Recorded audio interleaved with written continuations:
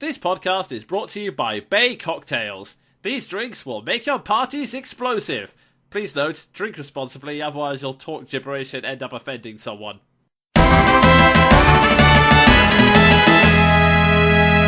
Hello and welcome to Monkey Broadcast, a monthly review and discussion show with me, the Jonin Monkey.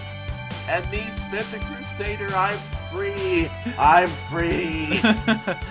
Yes, Sven has recovered from bronchitis, and I've had a week's rest since the load of freelance work, so yeah, hopefully we should be able to get through a podcast without too much trouble. Strong, technically, and hopefully review ready. Indeed. So let's not waste any time and get straight into our first section, which is Q&A. This is the section where we answer questions from the audience. If you'd like us to answer your questions, either leave them in the comments or send them to me via Twitter with the hashtag MBQuestion. Our first question comes from Roy, and hopefully this month I'll be able to answer it without hacking my entire esophagus up. What historical events or periods do you think would make good settings for a tactical game? This is where my slightly weak knowledge of history is a disadvantage to me. And a knowledge where my obsessive interest in it is finally, hopefully, going to pay off in some way. Yeah, the problem is most of the historical periods I know have already been turned into strategy games, like... I know the Sengoku Jidai, or Warring States era, already has the series Nobunaga's Ambition attached to it, which was also the basis for that Pokemon Conquest crossover. Still ridiculous, still actually kind of cool. Indeed, and I would be incredibly surprised if there wasn't a World War II tactical game, plus, let's be faced, World War II and World War I have been used to death in terms of historical settings. You know, I was about to say I have never seen a World War I setting. Then again, I have never seen a World War I setting in the context of first-person shooter games. Because, for some reason, we're obsessed with cashing in on current conflicts. Yeah, well, I don't know. I guess it's to fulfill the fantasy of using modern technology, because there are people who really like that kind of thing for whatever reason. Yeah, and meanwhile, I'm just over here, like... But I didn't need to hear about your jingoistic politics. Let me shove a Nazi's jackboot up his own butt. Yeah, that's fair enough. And in fact, I've just realised it's kind of hypocritical for me to criticise people for liking guns, since I have a collection of swords and a book on the subject. So anyway... well, to be fair... With a sword, you have to put in an effort to kill someone. I suppose that's true. Although, then again, I suppose you do have to actually aim the gun. But anyway, that's a whole different subject. Yeah, we could get into the technicalities of that and just go on about it forever. Believe me, I live in the land of the free and the home of the gunpowder, so I know these things.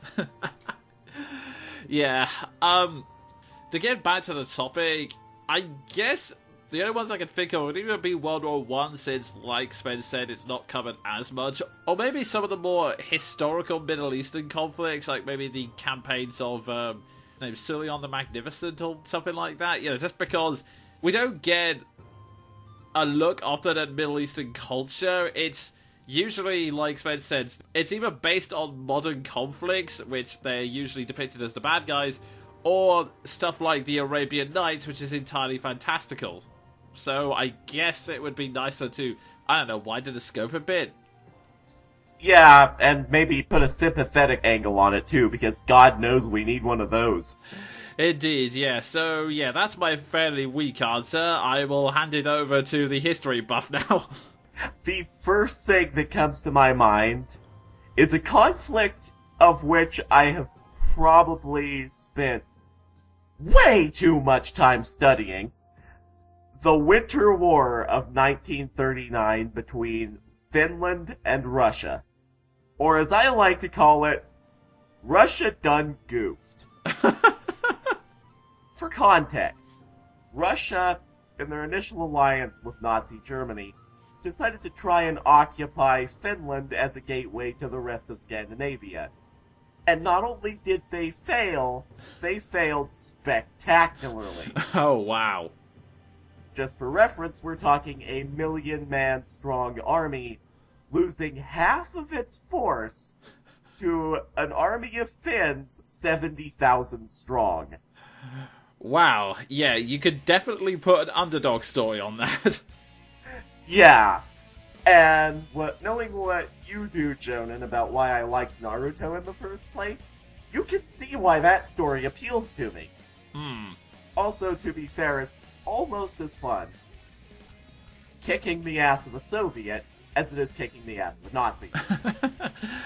Indeed. Plus, also, we mentioned the underdog stuff, and it also, I guess it would make sense from a gameplay standpoint, since it would make sense why you only have a small number of units, and the other side has a ridiculously large force. Yeah. I think the numbers were like 1 million men and like 8,000 tanks, of which they lost an embarrassing amount to Finnish soldiers skiing down mountainsides throwing Molotov cocktails. Oh, wow. I swear that's true. Finland had a ski corps. Oh, man, imagine that as a class. I know. You know, just hearing that, I fully agree with you. In fact, I demand that someone kickstarts that project right now. Yeah, I don't care if it's a strategy game or a first-person shooter. I just want to see some love given to that conflict, because just as icing on the cake, and just so you all know, the Finns also had, in case we were in need of, like, hero units or something, also had the man who is generally accepted to be the greatest soldier who ever lived. Oh, wow. What was his name? I'm gonna butcher the pronunciation of this. Simo Halha, the greatest sniper in history, with a head count of somewhere in between 700 and 1,000. Is this one of the reasons why you love sniper classes so much? It is. Oh, it totally is. This is a man so badass he had a power metal song written about him. Wait, seriously? Yeah, White Death by Sabaton. Enter the night, a flash in the darkness, White Death is heading your way. The fear of his foes, a hero at home, hundreds will fall by his gun. You're in the safer side, the first year tonight, time to die. You're in the bullet's way, the White Death's way, say goodbye. Okay, yeah, I definitely can't add anything to that question, and again, someone needs to make this game, I don't care who. I mean, what is it there to love? You've got skiing Finns and the greatest sniper who ever lived. Indeed, that should be more than enough material to make a game out of it. Okay, our next question comes from Infinity Zero, and he asks, Is there a show/movie that you went into expecting to hate but found yourself enjoying? I have a fairly recent example, actually, but I'll let you go first if you want to. Okay, there's nothing I went into expecting to hate it specifically, but I've recently started looking at wrestling because after watching the Max Landis video, Wrestling Isn't Wrestling, which I would recommend checking out because it's a fairly goofy and enjoyable video if nothing else, but basically once I got my head around the fact that it's kind of the point that wrestling is faked, if that makes any sense. Like, the whole idea is that there's a storyline going on in the background that's meant to give context to each and every fight. I got the idea around it and began to respect it a little bit more, but none of the WWE stuff was really that appealing to me. And then in one of MVL's Let's Play videos, which again, he's a cool guy, check it out, I cameo in the Danger Zone stuff. I've watched it. It's good. Indeed, but in one of his Let's Play videos, he recommended Lucha Underground, and I decided to look it up thinking, you know what, this is probably going to be incredibly dumb and stupid, but hey, at least I'll know what Lucha Wrestling looks like vaguely, I guess, so I ended up watching a clip on YouTube, specifically the Aztec Warfare show from Season 2, and holy crap, it was awesome. Tell us more, my friend.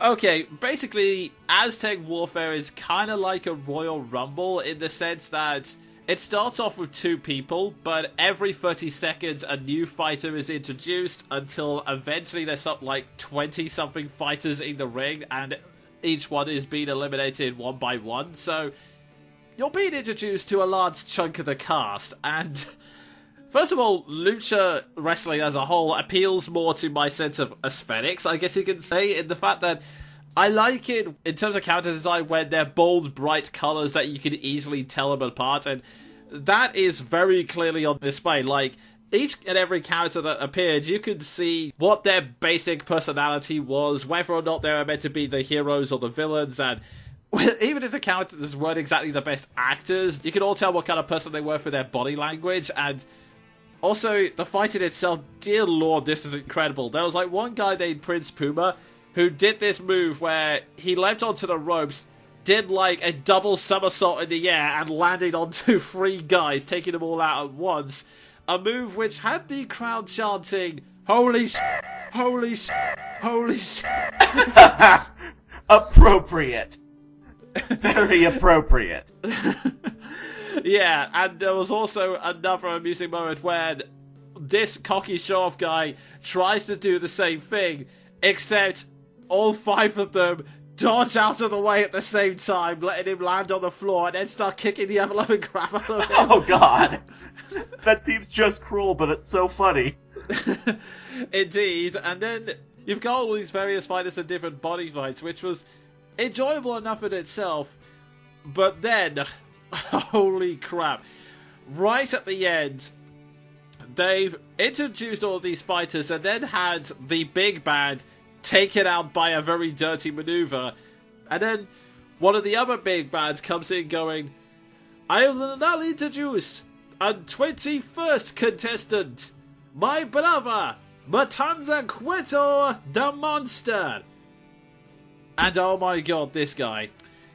Last month, we talked about how to introduce a villain using the show don't tell rule. And oh my god, it was like someone went forward in time, listened to that podcast, made a checklist, and then made a villain that ticked all of those boxes, because Matanza, okay, he has the intimidating presence, check. It was sold through body language in the sense that everyone's just kind of freaked out by him because they have no idea what to do. And everything they do against him, it barely phased him. Like, you could do like a massive somersault kick through the air, smack his face, and then he just turns his head back as if to say, "Wait, was I supposed to be feeling something from that?" Awesome. And there was the other thing which you specifically mentioned, kicking the ever-loving crap out of the rest of the cast, which, well, let me put it this way. There were 8 fighters remaining when he showed up. He took out all of them. Wow! Tremble before my mighty luchador jamon y queso. That's ham and cheese for those of you who don't understand my 2 minutes of Googling. Yeah, that pretty much sums it up. Like, this guy, he just completely slaughtered everyone with suplexes and at one point a flying somersault press, which is actually impressive given his size. Wow! And needless to say, I've been binge watching season 2 and I've been addicted to the series ever since. I don't blame you. I might have to watch this. Indeed, it's available on the Del Rey network in America, although for us, there's no official channels for us UK members as of yet. So. Oh, wait. Del Rey. You mean the same Del Rey pioneered, owned, and directed by Robert Rodriguez? I believe so, yes. Oh my god. I have to watch this just on the basis that it's Robert Rodriguez, the man who introduced me to the insanity that is Danny Trejo. I would definitely recommend it. There is a lot of awesome stuff going on. That's my example anyway, so over to you, Sven. Okay, I laughed going into this, because I knew this movie was going to be stupid when I went into it, and it delivered. It really delivered. Presented by director Jason Krawcheik? I'm so sorry, dude. He Never Died, starring Henry Rollins. I don't know where to begin with this movie, so I'm just gonna sum it up in the best way that I know how. Hellsing abridged plus about 200% more deadpan. Wow, there is already a lot of deadpan in that series, so... Yeah, you don't know deadpan until you experience Henry Rollins let loose. I'm pretty sure this is just Henry Rollins playing Henry Rollins. A giant slab of meat that speaks in, like, 5-word sentences. Oh, wow. I say that, by the way, with the utmost affection, because Henry Rollins is an amazing actor. But, actually, I think a better descriptor for this movie would be Hellsing Ultimate Abridged meets The Room done right, because at first it seems like a series of randomly interconnected events with, in this case, intentionally awkward-sounding dialogue from lead character Rollins, who, spoilers, is totally a biblical monster put into human form. So, for one, he has to eat human flesh to survive, and two, yeah, that's more or less the reason why he sounds about 800 years removed from everyone else in terms of speech. Oh, wow. And, yeah, it straddles the line between The Room and over-the-top Saw levels of carnage. Wow, okay. Like, a movie so over-the-top bloody that you can't even be nauseated because you're too busy laughing your ass off. Oh, wow. My mind's trying to process all of that information. Like, the closest I can think of it is Guthering his Dark Place, but somehow something tells me it's probably even more violent than that. Oh, of course it is, because that... Actually, I forget how old that series was. It was around early 2000s, I'd say.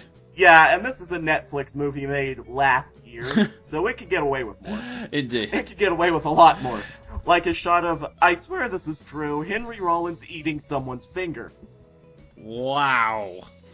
Played for comedy, by the way. Also, I have got to give credit to a member of the supporting cast, Kate Greenhouse as Kara, who is, I think, the sanest person I have ever seen in a horror movie. By which I mean the only person I've ever seen in one of these things who spends the entire movie like, what the f*** is this? So, she doesn't basically just take the situation as read then? No. In fact, she thinks that the main character is a maniac, and she isn't far off. I don't want to say much else for fear of spoilers, because this is a movie that I can only describe as an experience. Just so you know, not only do you have Henry Rollins as the lead, you have the guy who voiced Trevor Phillips in GTA 5 as the main antagonist. Wow. So, yeah, Henry Rollins versus Trevor. Okay, I may have to check it out just to try and see if it makes sense. I recommend it. It's on Netflix completely for free. Okay, then. I recommend it. It's so stupid, and I love it. Oh, yeah, we've now given each other and our audience some really bizarre recommendations. It's probably time to move on to Infinity Zero's next question. Which is... What's the oddest voice choice for a series you've seen that actually ended up working? That's a tricky one. In my case, all of my answers are...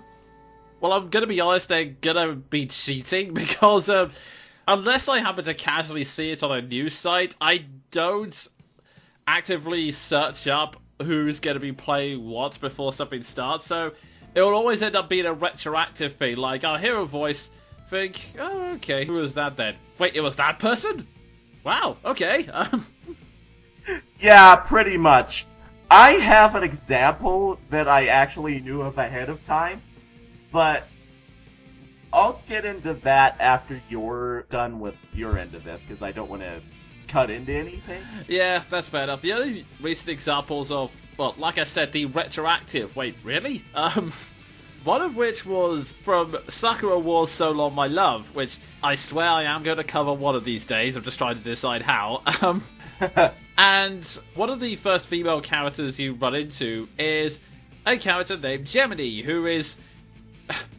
There's no way I can get around this. She is a samurai cowgirl from Texas. Fucking sold.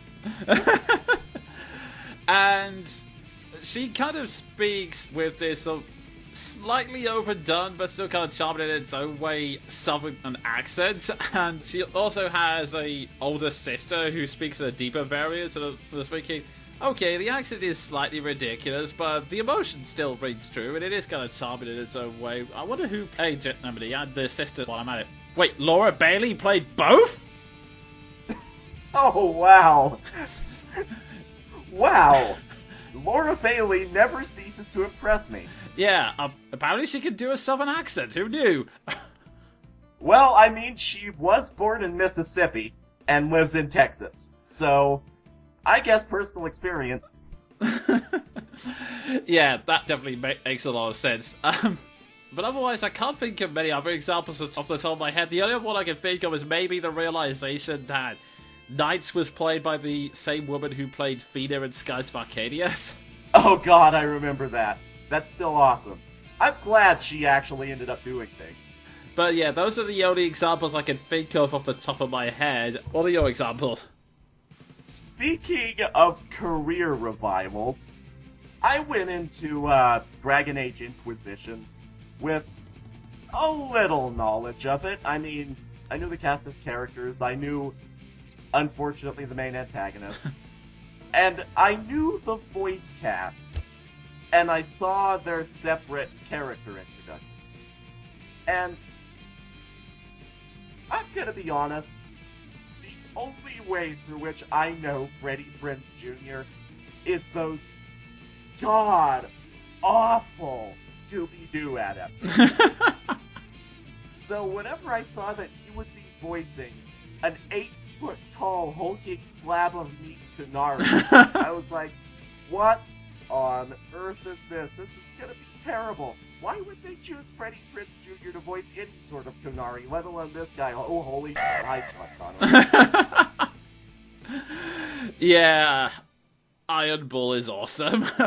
And it is thanks, in no small part, to honestly a man who was one of the great butt monkeys of acting up until he started working for BioWare. Yeah, wow, I didn't actually know that, because I will admit I haven't looked into the Dragon Age cast. I probably should have done, but yeah, that is definitely an interesting career revival, to go from Scooby-Doo to a giant Kunai. Yeah, and I mean, those movies were bad on every conceivable level, and as much as I like Freddie Prinze Jr. just in terms of his personality and his voice acting chops, and apparently he has a lot of them, in Scooby-Doo, he f***ing sucked. Yeah. So, basically, all I can say is Freddie Prinze Jr.'s career renaissance as a BioWare voice actor. Yeah, that is pretty awesome, I'm not gonna... Here's to you, man who did a hilariously convincing Sean Connery impersonation for a man with an American accent.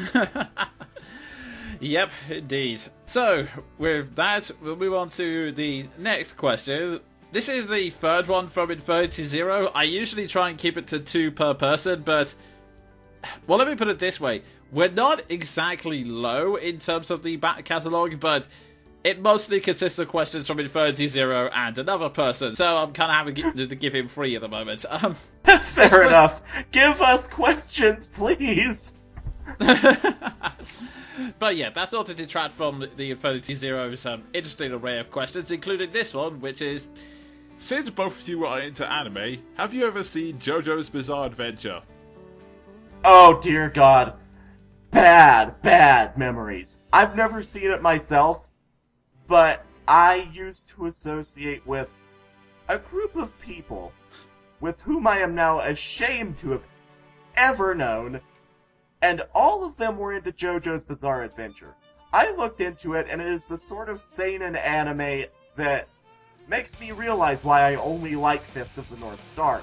The plot makes no sense, I hate the art style, and for whatever ungodly reason, JoJo's Bizarre Adventure has become one of those series that refuses to die.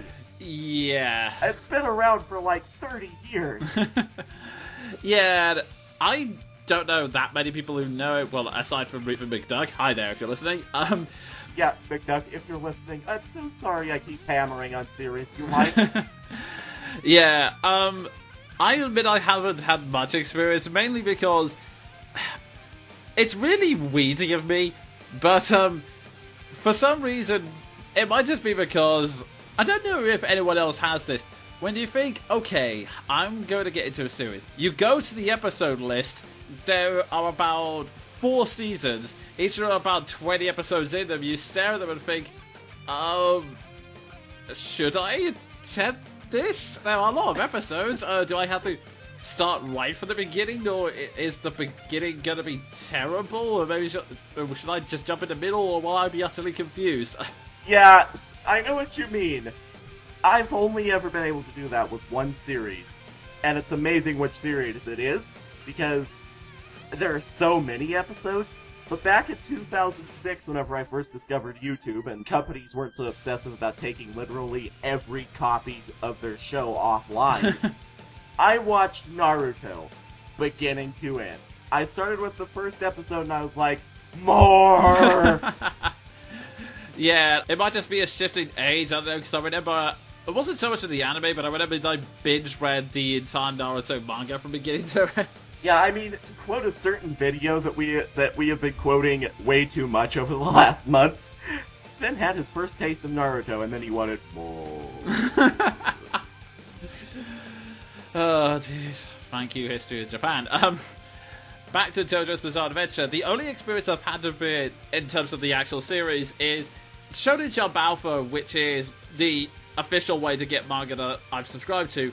It does all of the weekly updates with the official localization, but every once in a while it does what it likes to call its throwback runs, where it will post the first 2 or 3 chapters of a manga, like they did it with Saint Seiya, did it with another couple of series that have escaped my memory. I think Blue Exorcist is one of them.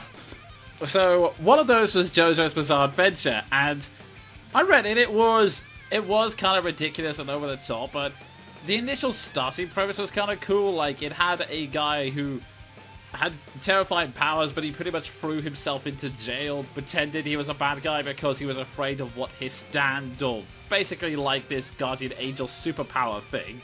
Basically, he was afraid of his Zanpakuto.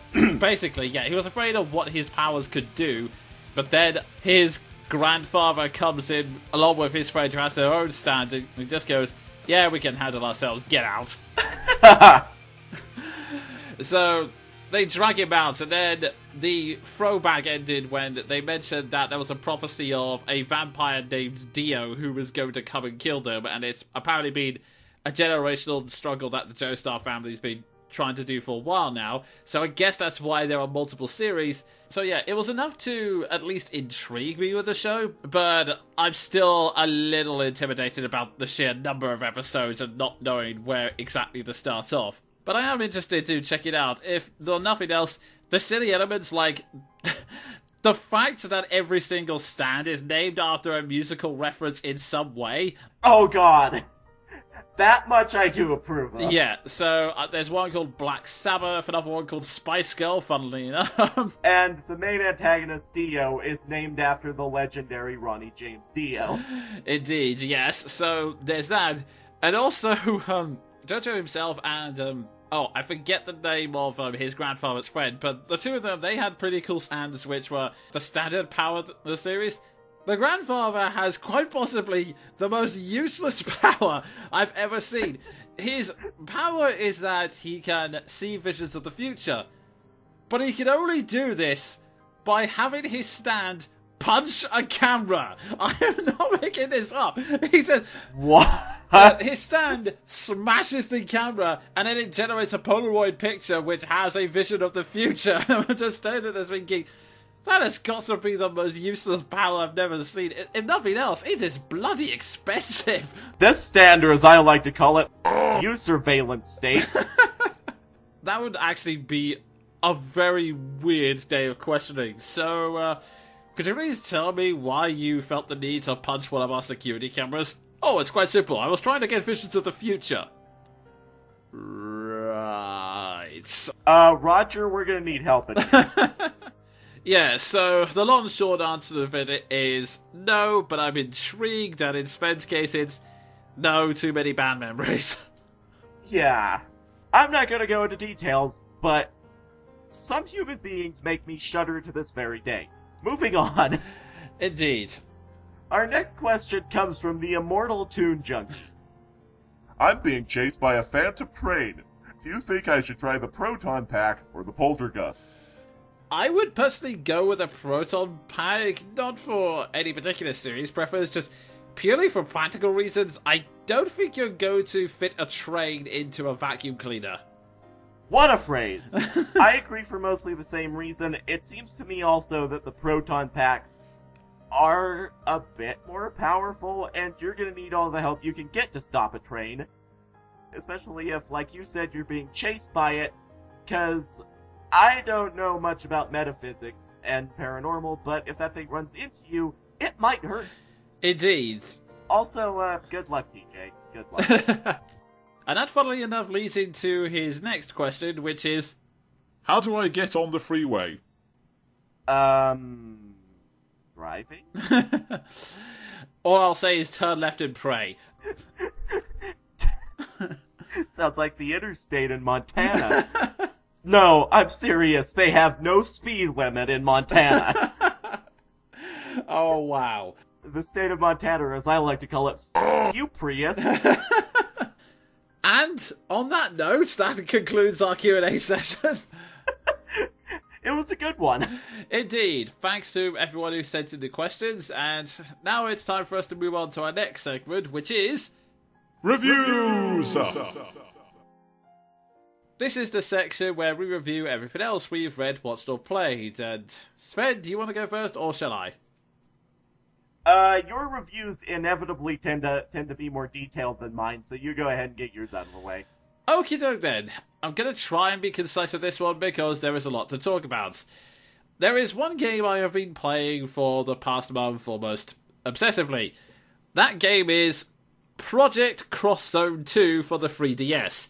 Although it's written as Project X Zone, apparently it's pronounced Cross. I don't know, Japan seems to have this weird thing where they think X is a good substitute for it, and it really isn't. But anyway.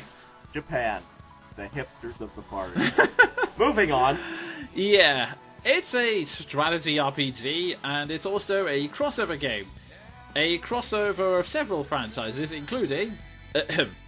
Resident Evil, Devil May Cry, Fire Emblem Awakening, Mega Man X, Tekken, Dot Hack, Street Fighter, Strider, Tales of Vesperia, Darkstalkers, Shinobi, Nightshade, God Eater 2, Xenosaga, Xenoblade Chronicles, Star Gladiator, Sakura Wars, Ace Attorney, Resonance of Fate, Soul Calibur 5, Streets of Rage, Adventures of Valkyrie, Shenmue, Virtua Fighter, Yakuza, Space Channel 5, Summon Nights, Forgotten Worlds, and Segala Sanshiro, because why not? Man. Yeah, there is a lot of series. Basically, this is a part of a series that has been going for about 3 games. It started with, well, I've always been calling it Namco X Capcom, but I suppose it's Namco Cross Capcom, which never made it outside of Japan, but its follow-up game, Project Cross Zone, was released on the 3DS, and I always really liked the writing of that game for reasons I'll get into, but the gameplay itself was a bit of a slog, but I would still recommend it if you don't mind repetition.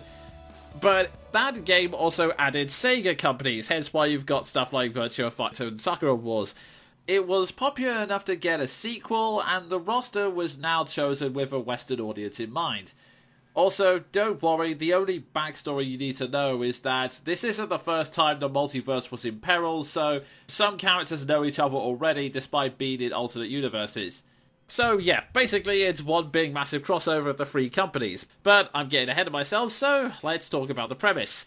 Basically, the series has been following this conflict between 2 companies. Shinra, no, not the Final Fantasy one. I wish. That would only make this crossover better. Indeed. Shinra, who are a paranormal investigation company stationed in Japan that is basically trying to keep the multiverse in its standard working order, and Oma, who basically take a look at the multiverse and go, well, that looks nice. Let's break it. Wow. So, I can't think of a comparison to that. Actually, no. They're just berserkers from Fire Emblem. Yeah, more or less. I mean, they claim they're trying to merge all of the worlds into one, but when you get down to it, that's basically what they're trying to do. They're basically breaking the universe because they want to. But anyway, basically, Omo are at it again. This time, they're including their American branch, because apparently they've had one all this time. And they're carrying out this convoluted plan, which involves golden chains, which have started to appear across all the dimensions, and on top of now piercing time periods as well, they've also had this really nasty side effect of reviving villains that are supposed to be dead. Well, that's not good. Unless you're us. Yeah, basically. So it's Shinra hopping through different dimensions, recruiting various characters along the way, trying to figure out what Omo is up to and stopping it before crap hits the fan. I will be honest, the main plot of Project Cross Zone is a bit weak, just because it juggles a lot of elements and it spends way too much time trying to foreshadow what the villain's plan could be, like keeping it in mystery, even when you get right down to it, it's incredibly simplistic. So what it often comes down to in practice is the heroes always get there just a little bit too late, and they spend most of the game being one step behind the villains and right until the very end. And in terms of the way the stages play out in gameplay, they have this habit of basically one group of enemies will appear, you'll start making your way through them, and then suddenly at random another villain will appear, followed by another villain, who then bring their own little armies with them, and basically the entire map's completely refilled. Wow. Rinse and repeat, basically. More or less. Sometimes it is used to good narrative effect, but what I'm saying is it can be a bit exhausting, especially when you add to the repetitive nature of strategy RPGs. But having said that, that's probably the last time you're going to hear me say something negative about this game. Yeah, guys, I've been getting fragments of this over the last month, and it is the last time you're going to hear him say something negative about it. Yeah, I mean, the only other thing I could say offhand, and it's more comes down to a personal preference, is the fact that they translated all of the text, but they kept the Japanese voice acting, which I kind of understand. The game doesn't have the biggest budget, and it would be hard to track down all of the original voice actors, especially since I only just found this out today. One of the Yakuza characters that appears was played by Mark Hamill. Wow. I get why it is, but it's this really weird thing. I'm okay with watching things in subs most of the time, because any skilled translator writes out the subtitles so they go in time with the voice, and on top of that you've got expressions and body language to help kind of sell a joke or the timing of a particular speech. But when you only have a mugshot and the voice acting, even if the translation is one-to-one, it always throws me off, because I will read a line as, "You've got to be kidding," but the Japanese line will read it out as, I don't know, it just completely throws me off. That's just personal preference. I don't know if it's just something I have. Yeah, meanwhile, I know absolutely no Japanese, so... Yeah, it's one of those things I kind of wish had been done better, but yeah, those are really the only negatives I have to say about this game, because... Okay, first off, I will say the gameplay has been improved immensely over Project Cross Zone, because, like I said, I loved the character writing in that game, but the original Project Cross Zone was kind of a slog in that it had like a very repetitive combat system, because, okay, the basics of the combat is that you start off with the traditional strategy elements. You're on a board, you're moving around this grid-like structure, and you're attacking enemies from different angles, and then when you get into the combat, it looks like a fighting game, but in fact, you can pick 3 attacks at a time. It's not quite as simple as a turn-based system, because each attack is a combo that will juggle the enemy in the air, and then you have to follow it up with the next attack. So it's basically about the timing of it, because the longer you keep them in the air, the more damage they do. So it's basically a case of choosing your attack and timing it so that they're juggled. This is okay as a basic system, but it can get a bit repetitive because it didn't have that many options, so you're basically just waiting away at one opponent, asking yourself why it won't die,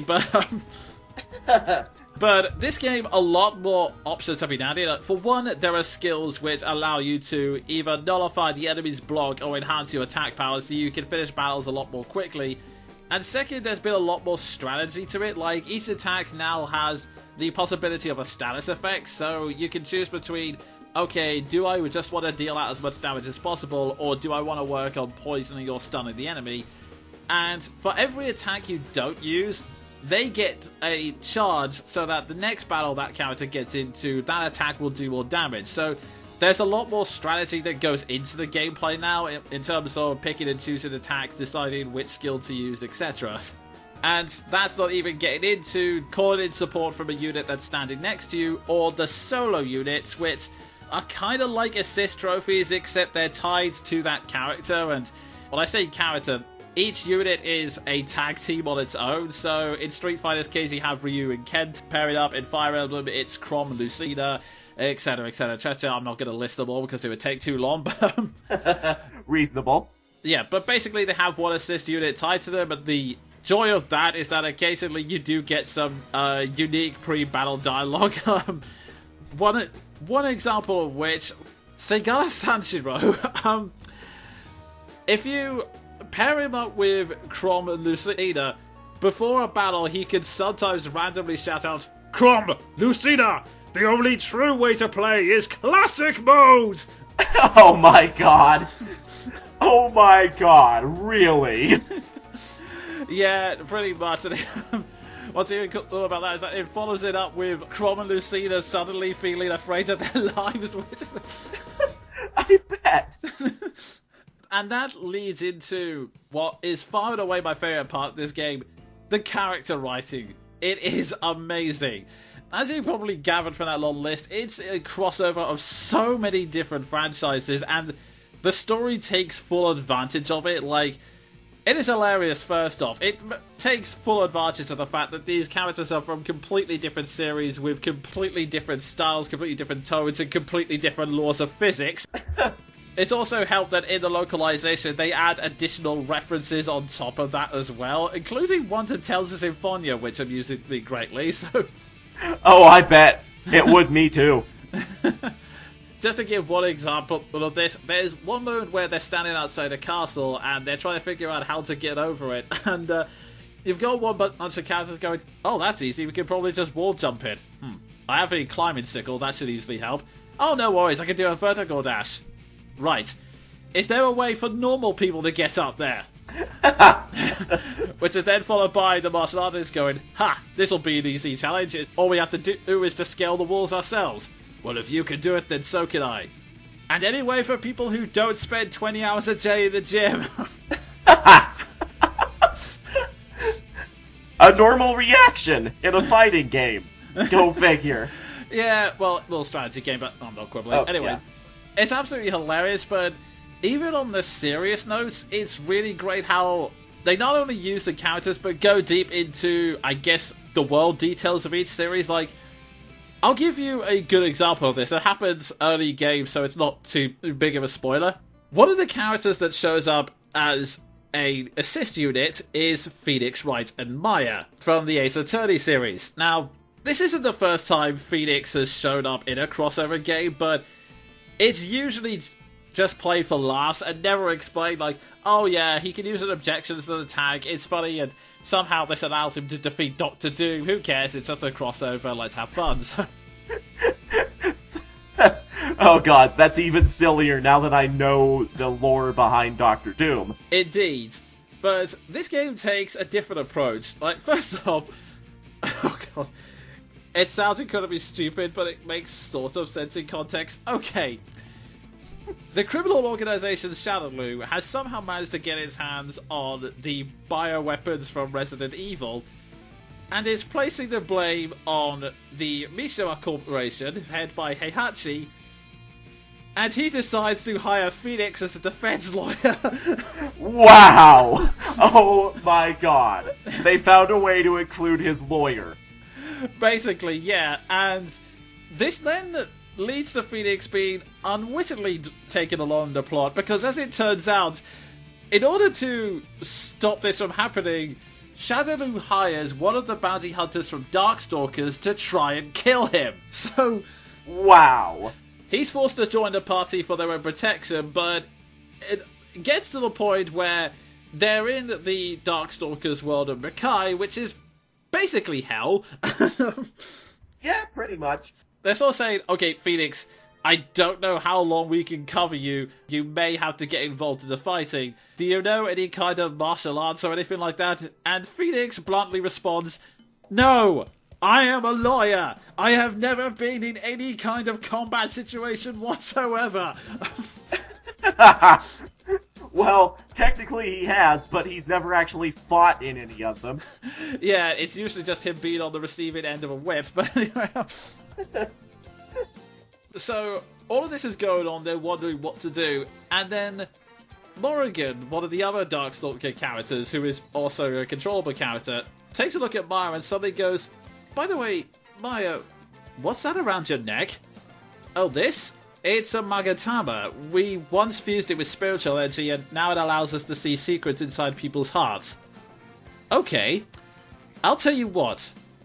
I'll infuse some of my magic into the Magatama. I want you to make a wish on it, and if you do this, you should have enough strength to fight, especially if you focus on it. Focus on, and Maya being Maya, her exact wish is, I wish I could summon the Steel Samurai, and Phoenix could knock out enemies by yelling objection. And in one move, you have a legitimate reason for why Phoenix and Maya can fight, despite them never having these abilities in the main series. You've done it based on details, again, from both series, and you've made it clear that this is something that would have never happened if these two characters haven't met. This is why I freaking love this game, folks. My god, Maya, you saved the day! Yeah, pretty much, and yes, that is indeed how their attacks work in assist mode. Summoning the Steel Samurai, followed by Phoenix yelling objection. That is amazing.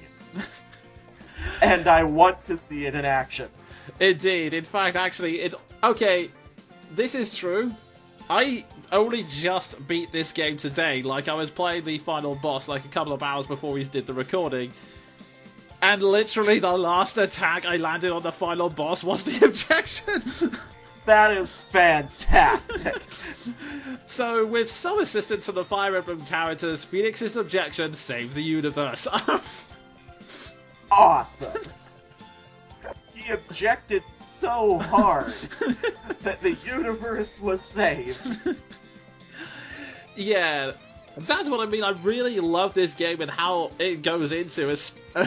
When you compare it to other crossover games, it is just shameful. Like, I mentioned Crom earlier, and he is in this game, but he wasn't included in Smash Bros. And the reason that Sakurai and even in Smash Bros. Itself, in an exclusive conversation, keep mentioning is that, oh, there's not much to work with Crom, it would be another blue-head swordsman, and it would be a carbon copy, which is actually kind of laughable considering they included Dark Pit, but anyway, with the logic in mind, when I was going into this game, I had this slight fear in the back of my head that Crom's fighting style would be bland, and him and Lucina would just be like these boring, overly serious stiffs, and they would be making fish out of water jokes, but no, they actually went into quite some depth with these characters. Like, their moveset as well makes me weep, because these guys sat down and thought, okay, we need to make Crom and Lucina unique somehow. How are we going to do this? Wait a minute. Fire Emblem characters can equip multiple weapons, and Crom himself can use spears, so let's make a fighting style based around switching weapons on the fly. Oh god, I love this already. Yeah, and that is basically what their entire moveset comes down to. They switch between Levin Sword, Killer Edge, Spears, Javelins, and in fact, as part of their special super combo, there's one point where Crom actually does the exact same ether animation he does with the throwing spear. Amazing. I love it. I know, it really is shameful when you look at it and realize, wow, Sakurai, you are really lazy when you really think about it. And it even goes as far as keeping in the little elements of their character as well. Even the ones that were only in support conversations. Like, in terms of humour, just to set the scene again, I promise I'm not going to keep using examples, but there's like one scene where this merchant character, at one point, in order to try and get people to purchase their stuff, goes, buy stuff from me and I'll also throw in this outfit I'm wearing free of charge. And everyone's like, no offense, but I don't think anyone wants to wear that gaudy, overly designed outfit of yours. And then Lucina is in the corner quietly going, actually, I would like to try it. Lucina, you amazing dork, I love you. Yeah, it basically keeps seeing her bad tasting clothes from that one.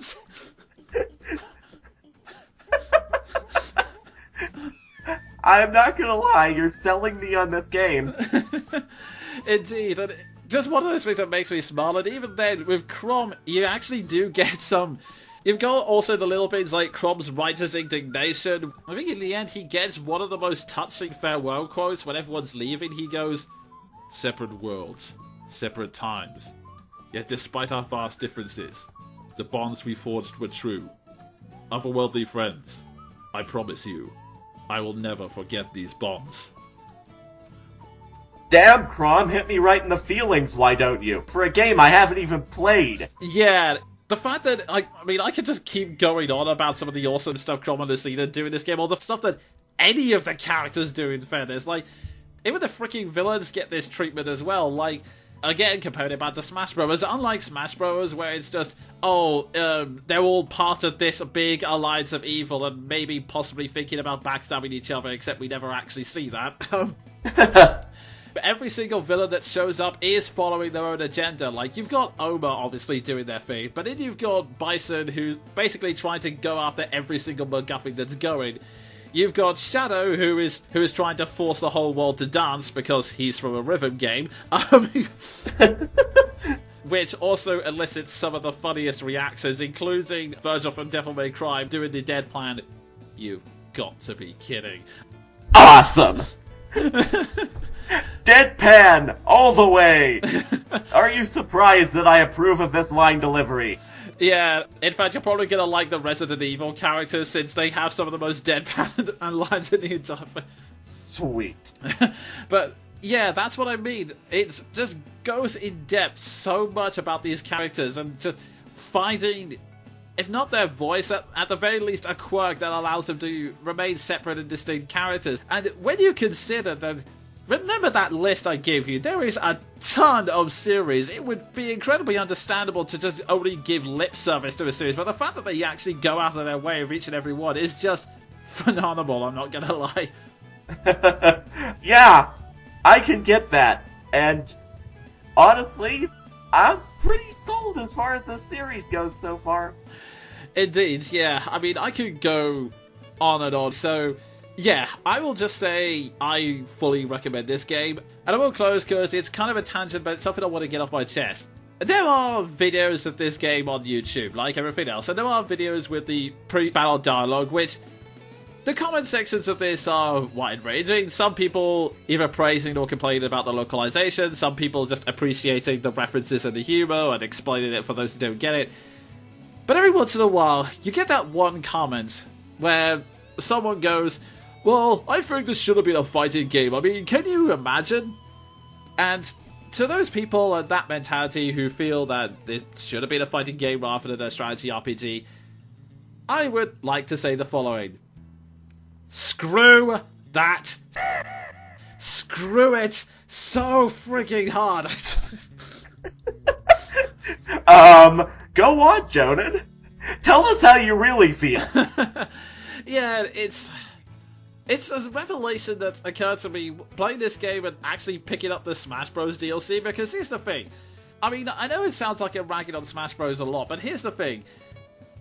There have been times in the Smash Bros., especially with all the DLC coming out for Smash Bros. 4, I would get excited and go, oh my god, Cloud is now in this game. This is amazing. I'm going to download him and let's see what happens. And oh, he just hits people with his sword.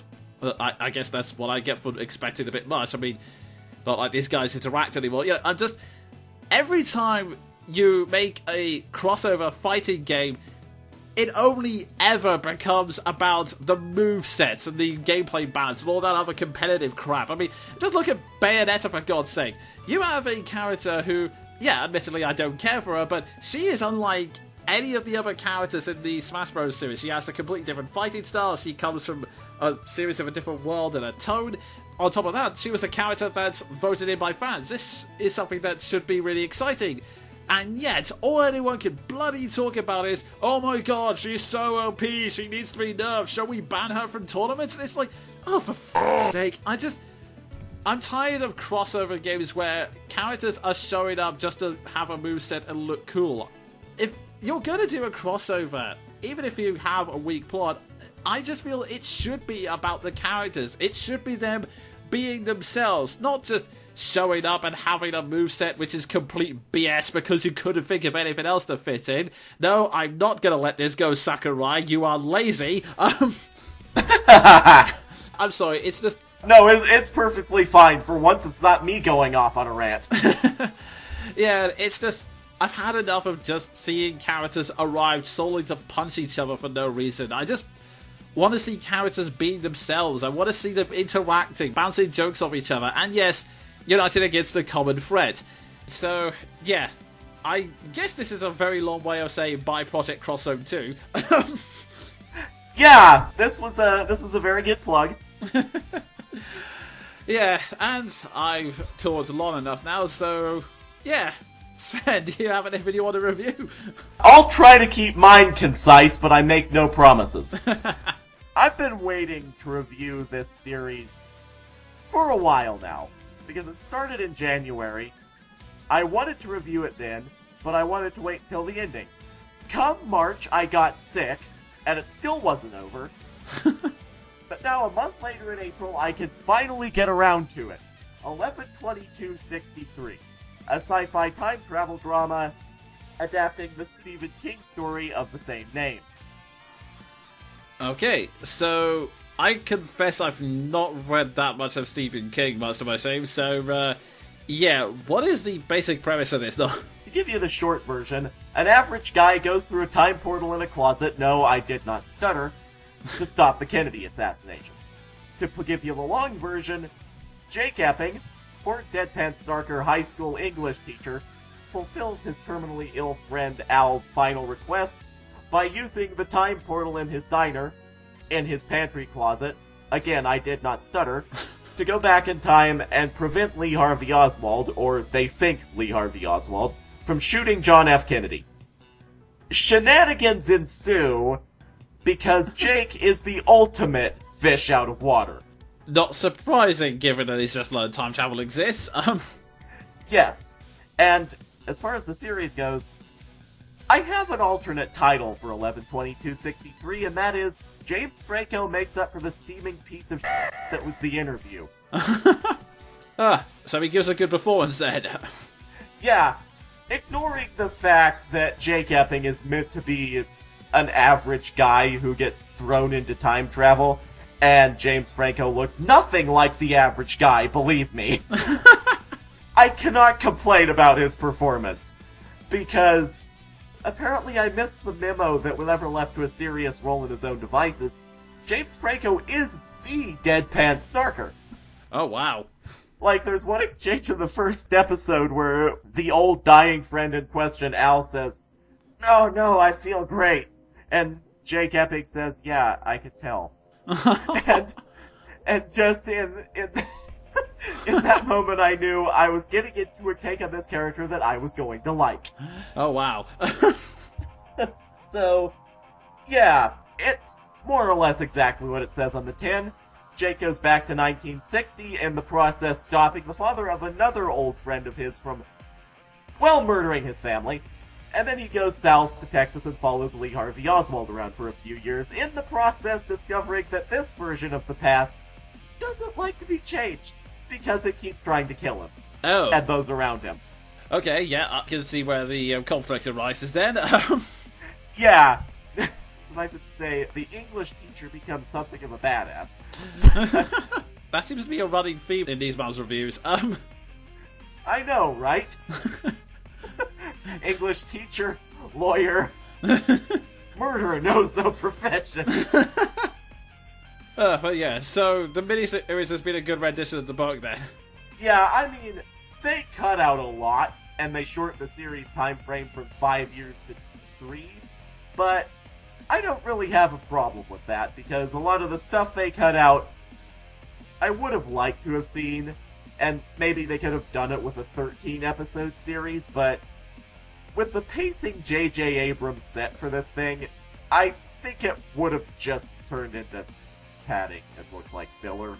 So, as much as I would have liked to have seen those things that they did cut out, I'm okay with how it turned out. Wait, hang on, J.J. Abrams did this? Yeah, J.J. Abrams is on a roll these days. I can tell, yes. I mean, Star Wars, Star Trek, 10 Cloverfield Lane, and Stephen King adaptations, apparently. Huh? Yeah, he is certainly getting a very successful resume on his belt. So you said this was a series. Was it like every 2 weeks or so? It was weekly, and it was 8 episodes long, so it took me from mid-January to mid-March. And what was annoying, having to hold off from reviewing it last month, wasn't just the fact that I was sick. It was the fact that I was 1 episode away from being done. Oh. So I was so close, but so far. Oh. And as much as I want to, I'm not going to complain too hard about that, because you may get the sense that my review is a recommendation, and it's not, as much as I've talked about him, it's not just on the power of James Franco. I give all the credit in the world of the supporting cast as well, especially the guy that they got to play Lee Harvey Oswald, who I swear looks so much like Lee Harvey Oswald, I'm surprised the conspiracy theorists haven't latched onto it. Or don't give them ideas, whatever you do. Yeah, God knows they'll switch to the time travel tack next. But what's funny is that as much as James Franco is the driving star power of the show, and as great as he is, my accolades go to his deuteragonist and co-star, Sadie, played by Sarah Gadon.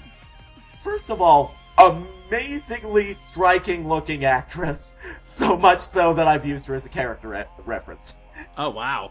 2, generally an amazing actress.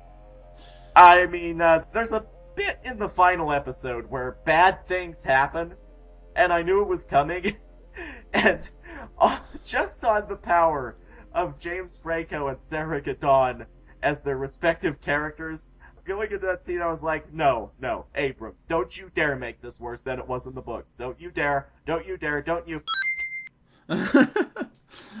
Yeah, it's always really good when actors can truly bring a scene out. I mean, but this is a slightly less sophisticated example, but I do remember thinking the same way when they did the dub of Asuke's death scene on the bridge. Oh yeah, that's a great example actually, because it may be anime, but as much as I love 11/22/63, I won't deny the dramatic impact of that scene, and I won't spoil anything, but it's funny that you mentioned that particular scene in relation to this one that I'm talking about. Yeah, basically, the cast is amazing from top to bottom, and just their performances make the series, as much shortened as it was, into the emotional roller coaster that I remember from the books. And even though I said that I don't want to just yammer on about James Franco, I have to go back to him for a moment, because he pulls off the awkwardness of a man from 2016 living in 1960 amazingly well. Like, there are scenes of the first 3 or 4 episodes that gave me such amazing secondhand embarrassment that I felt it in my soul. Oh, wow. Like a scene where Jake is being fitted for one of the ubiquitous suits that men wore in the 1960s, and his cell phone goes flying out of his pocket. He has to rush to pick it up, hide it behind himself, and tell the clerk, I would like a hat to go with that, please. Oh god, yeah, that would be very difficult to explain. Yeah. Oh, and speaking of the cell phone, it's used as a plot device to distract a mafia member. Wow. Jake plays a video of a dancing parrot to distract a mafioso who he's pissed off. Oh, wow. And then immediately afterwards, so his cell phone can't get him in any more trouble, he throws it into a lake. Wow. Now add dancing parrot on a cell phone so it's a mafia boss as sentences I never thought I would hear in my life. 11/22/63 does that to a person. So, something tells me this is a recommendation. A massive recommendation, honestly. I could go on quoting lines forever and getting into the plot, but for one, I want to keep this short and sweet, and for two, spoilers. I'll leave it off on a quote from the first episode, where Jake first discovers that he could go back and change the past to alter the future. His friend Al hands him his Vietnam-era issued Switchblade, just gives it to him without a word and says, "Go back, see for yourself." And Jake just stares at it like, "So what, Al, you're asking me to kill someone for you?" And Al's just like, "No, there's a tree outside, go carve something in it, Jesus Christ." Yeah, for a series involving the tragedy that pretty much corrupted American politics forever, there's some hilarious moments in it, too. Yeah, I'm definitely gonna have to hunt this down. I need to find new series to watch anyway, so... I hope you have a Hulu account. Not yet, but I can make one. And with two solid recommendations from us, we now move on to... Quickfire Reviews! This is the section where we review everything else we've read, watched, or played, but within a maximum time limit of 60 seconds. Which is kind of awkward, seeing that I'm trying to remember something I've done aside from play Project X Zone, but it's not coming to me yet. And I'm trying to remember something that I've done aside from watch 11/22/63, but it's not coming to me yet. Shite. Oops. This is a little awkward. Yeah, I suppose I can throw in one quickfire review. Lost Reavers, a MMO/shooting game that is being released for the Wii U and recently held a beta on its servers, which I played with a few friends. It seems okay as a concept, but right now it's really bare bones. Like, the gameplay it's kind of like a standard shooter, but it has special skills which aren't very clearly defined, and it might just be because there was only a handful of levels we could play through in the beta, but it seems to be incredibly repetitive. It also doesn't help that there's no failsafe for internet disconnections halfway through a game. At least I assume internet issues are the reason why one guy picked up the important item and just stood there, completely motionless, not responding to anything we said or did. Oh god, bad memories from my Call of Duty days. Yeah. Then again, my Call of Duty days were nothing but bad memories in hindsight, but moving on. It might be okay if you can get some friends around, but it's not exactly setting the world on fire. Fair enough. And that's really all we have for this month. I'm not too worried, considering we put in 2 massive reviews in. Yeah, we both pretty much got the 2 things that we really cared about these last 4 months out of the way. Indeed, and hopefully we'll find things that are just as exciting for next month's podcast. But until then, thank you to everyone who sent in the questions, and until next time, I've been the Jonin Monkey. And I've been Sven the Crusader. Folks, be careful around the closets. You never know whenever you'll come out in 1960 and be accosted by a time hobo.